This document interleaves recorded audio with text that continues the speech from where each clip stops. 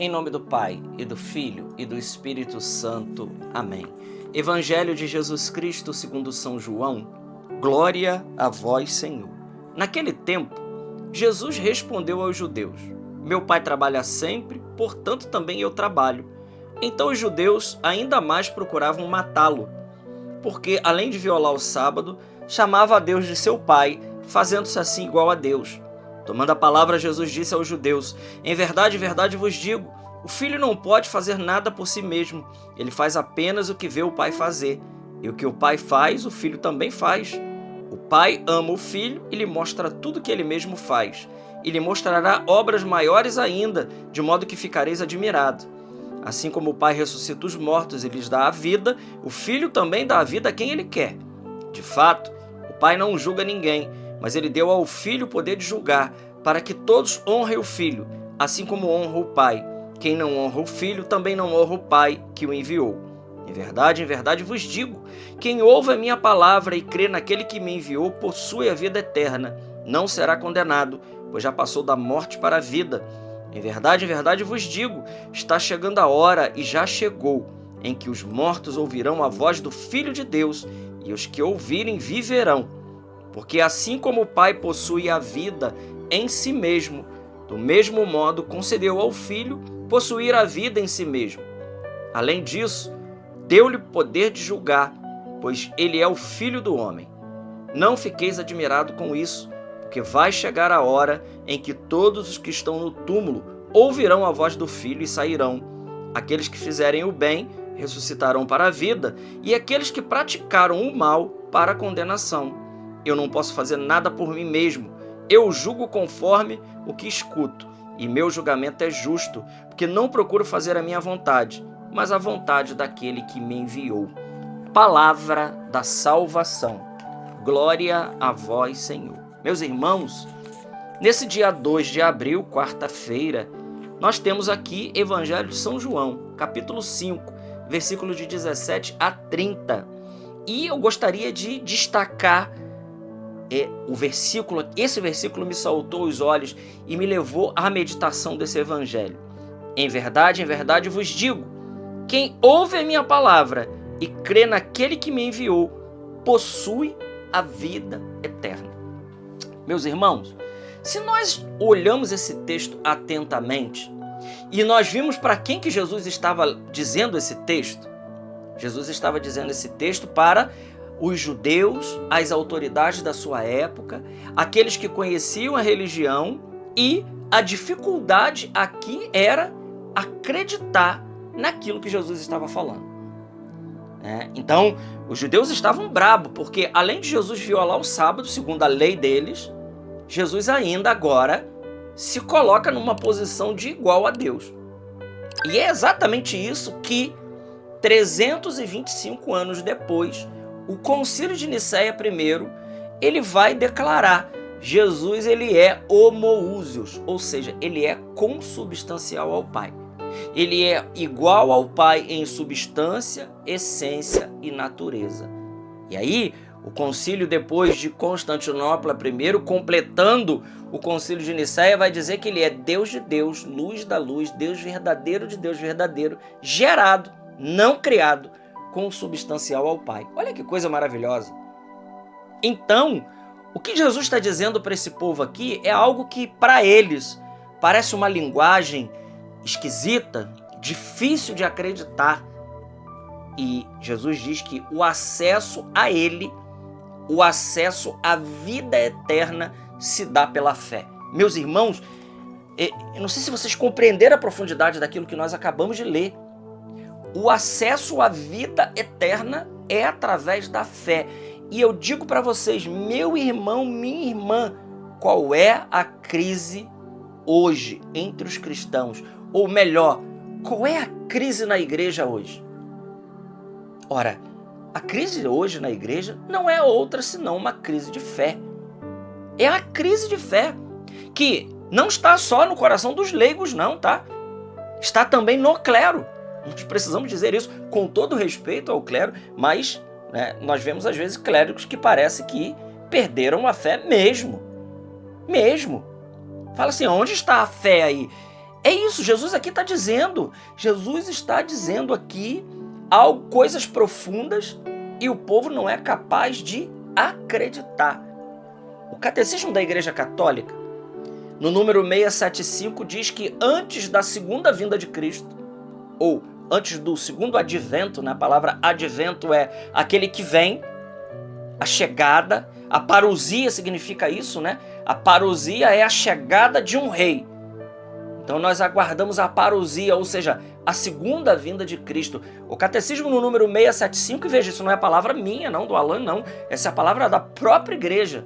Diz que antes da segunda vinda de Cristo é a apostasia. O que é a apostasia? É perder a fé. É perder completamente a fé. A apostasia tomaria conta da igreja. Ou seja, diz lá o Catecismo que muitos crentes, ou seja, muitas pessoas que acreditavam, deixarão de acreditar. Quantas pessoas hoje não acreditam mais na Eucaristia? Quantas pessoas hoje preferem, e aqui com todo respeito às terapias que são muito importantes, que são maravilhosas e que ajudam imensamente, né, a nossa vida, mas quantas pessoas só procuram isso e deixam, por exemplo, a confissão de lado. E por isso não são curadas. Porque aquilo que a terapia, a psicologia, né, não consegue fazer, o sacramento faz. Foi para isso que Jesus deixou. Mas as pessoas que não acreditam mais, nisso e que também nivelaram o pecado de qualquer jeito, né? Tudo agora é permitido, nada mais é pecado. O resultado é que nós temos um mundo doente. Um mundo que perdeu a fé e está perdendo a fé. Se é bem verdade que, por um lado, Deus está levantando um exército de santos silenciosos, é bem verdade que há uma floresta inteira que está caindo, ruindo na falta de fé. E esse texto do Evangelho é isso. E por isso que Jesus diz, Jesus vendo que eles não tinham fé, Jesus diz, aquele que crê em mim, que crê na minha palavra e crê naquele que me enviou, ele não vai ter a vida eterna, não. Jesus aqui diz, ele já tem a vida eterna.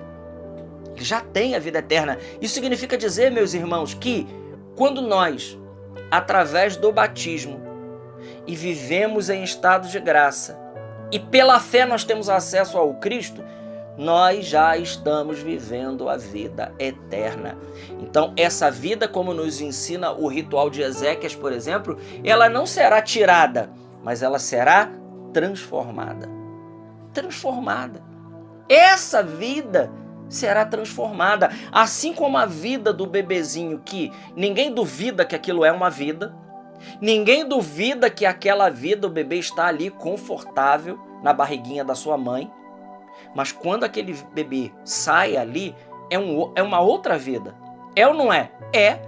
Respira diferente, vive diferente, já começa a experimentar tudo que está aqui, mas existe ainda uma outra condição de vida. Melhor ainda do que a primeira do ventre da mãe e melhor do que essa que nós estamos vivendo aqui agora. Uma vida eterna, uma vida de alegria. Mas, para ter acesso a isso, e é interessante, né? Imagina aqui que você tem lá do outro lado, uma ilha paradisíaca, né? O paraíso. Só que é uma ilha. E para você chegar a essa ilha, você precisa de um veículo, você precisa ou de um barco, ou você precisa de uma ponte da onde você estiver, né? Qual é o acesso que você tem para poder chegar naquela ilha? Veja, a vida eterna é Deus. Qual é o acesso para chegar à vida eterna? A fé. E essa fé, ela nos é dada em primeiríssima instância através da porta para toda a vida sobrenatural, que é o santo batismo. Por isso não faz o menor sentido não batizar. É ali que nós temos acesso à vida sobrenatural, acesso à vida de Deus. E é isso que Jesus, então, está dizendo para mim e para você no dia de hoje. É pela fé que nós temos acesso à vida de Deus. Ora, se estamos vivendo então agora num mundo de crise de fé, Papa Bento XVI disse isso, o Papa João Paulo II já tinha dito algo a respeito, mas aí Bento XVI vem e aprofunda a isso ainda mais, e nós estamos constatando hoje, a crise de fé é real, é real. As pessoas preferem viver, né, realidades, ou eles preferem achar que eles por si só vão resolver os seus problemas e vão ser felizes com aquilo que o mundo oferece, mas nós estamos vendo o resultado disso. O resultado disso está estampado. Então, quando você encontra uma causa, né, você procura o efeito. Quando você vê o efeito, você procura a causa. É o contrário, né? Quando você vê o efeito, você procura a causa. Qual é o efeito de tanta gente doente? Qual é o efeito de tanta gente se matando com depressão, ansiedade, não sei o quê? Quando nós vamos procurar a causa, nós ficamos escandalizados de ver o quanto o ser humano tirou Deus do centro e ele colocou ele no lugar de Deus. Essa é a grande derrocada. Essa é a grande derrocada do ser humano. E o evangelho de hoje, meus amados, nos convida a renovarmos hoje as nossas promessas batismais, a fé no nosso batismo, para que a gente possa crer em tudo aquilo que crê e ensina a Santa Igreja, porque ela é portadora das verdades de Cristo. Glória ao Pai, ao Filho e ao Espírito Santo, como era no princípio, agora e sempre. Amém. Salve Maria Imaculada.